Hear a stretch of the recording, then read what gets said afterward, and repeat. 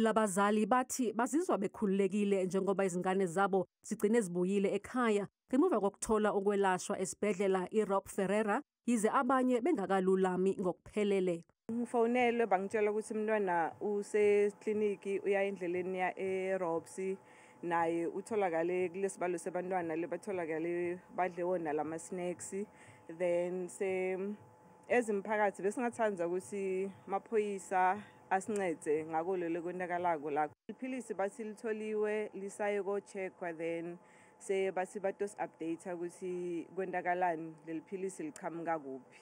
Amalungu esigungu esilawula isikole athi lesi sigameko siwavule amehlo. Batali ngicela ukuthi sikhulume nebantwana emakhaya ukuthi umtshele nje ukuthi angathengi into la ithola estradini ikakhulu kubo my friend.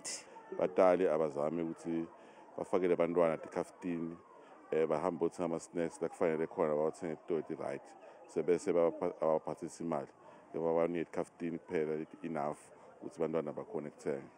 Umnyango wezemfundo eMpumalanga uthi usalindele umbiko ovela eminyangweni wezempilo ozocacisa ukuthi lokhu kugula kubangwe yini.